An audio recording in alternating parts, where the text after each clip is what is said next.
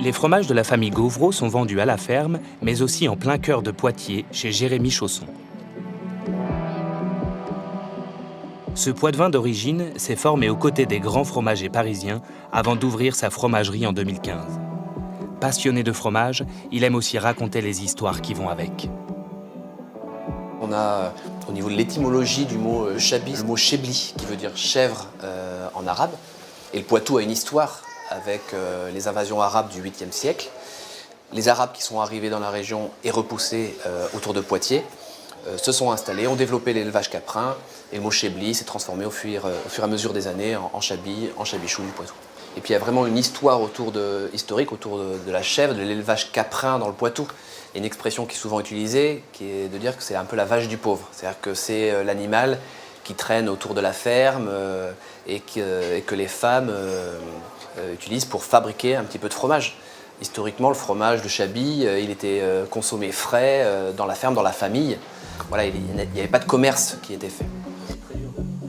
La fabrication du chabi n'est pas encadrée par un cahier des charges, mais reste similaire à celle du chabichou.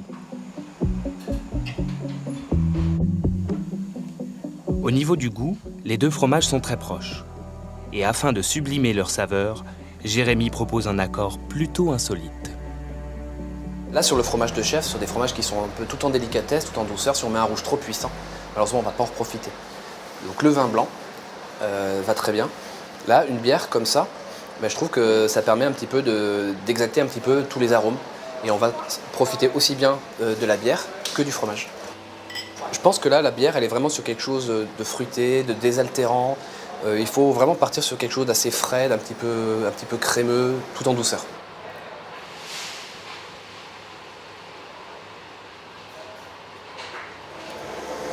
Là, on est sur quelque chose d'un petit peu fondant.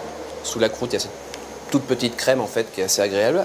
Et après, c'est tout en douceur. Il y a la petite note d'acidité très légère qu'on trouve encore et qui disparaît au fur et à mesure de l'affinage. Intéressant aussi quand on mange un petit morceau de fromage, prendre le temps de faire monter la température en fait dans le palais. Pas manger déjà le fromage trop froid. Important de le sortir un petit peu avant du réfrigérateur et de monter un petit peu en température dans la bouche. Moi, je trouve que c'est ça qui est un accord intéressant, c'est quand on arrive à sentir un petit peu, à profiter des deux produits.